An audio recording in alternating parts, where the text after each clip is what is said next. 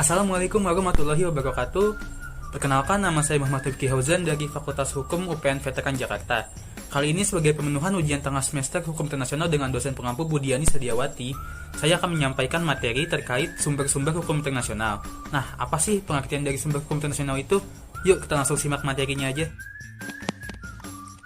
Hukum internasional merupakan hukum antar bangsa maupun hukum antar negara yang tujuannya adalah untuk mengatur segala aktivitas yang berskala internasional.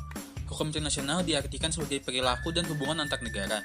Namun dalam perkembangannya, hubungan internasional semakin kompleks pengertiannya. Nah, seperti hukum pada umumnya, terdapat berbagai sumber hukum yang mendasari hukum internasional. Pengertian dari sumber hukum internasional sendiri adalah sumber-sumber yang dipergunakan oleh Mahkamah Internasional dalam memutuskan masalah-masalah hubungan internasional.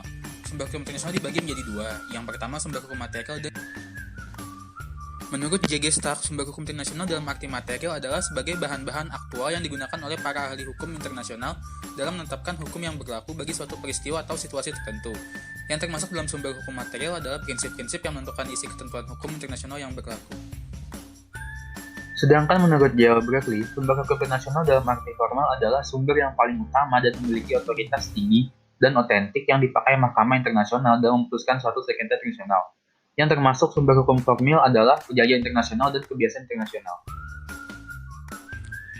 Nah, sekarang kita masuk ke penggolongan sumber hukum internasional menurut ketentuan pasal 38 ayat 1 Statuta Mahkamah Internasional. Yang pertama ada perjanjian internasional. Yang kedua kebiasaan internasional. Selanjutnya prinsip-prinsip umum hukum yang diakui oleh bangsa yang beradab. Dan yang terakhir keputusan-keputusan yudisial dan opini-opini hukum sebagai alat tambahan bagi penetapan kaidah hukum. Perjanjian internasional adalah persetujuan antara dua atau lebih negara dalam bentuk tertulis yang diatur sesuai dengan prinsip-prinsip hukum internasional.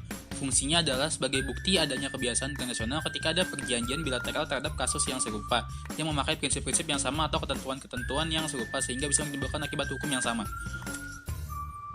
Selanjutnya, kebiasaan internasional. Berdasarkan pasal 38 ayat 1 sub B, mengatakan bahwa hukum kebiasaan internasional adalah kebiasaan internasional yang merupakan kebiasaan umum yang dapat diterima sebagai hukum.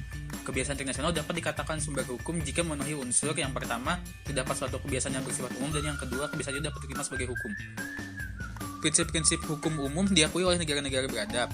Sumber hukum ini digunakan ketika perjanjian internasional dan kebiasaan yang ditemukan tidak kuat dipakai sebagai dasar untuk memutuskan suatu perkara.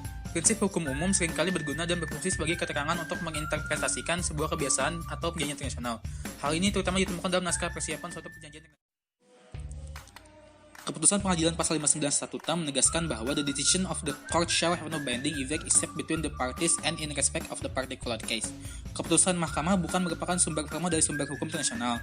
Keputusan peradilan hanya memiliki nilai persuasif, sementara keputusan peradilan konstitusional berfungsi sebagai acuan, tidak langsung adanya opinio juri. Nah, usai sudah penyampaian materi terkait sumber hukum internasional, terima kasih kepada teman-teman yang sudah menonton. Wabillahi taufiq hidayah. Wassalamualaikum warahmatullahi wabarakatuh.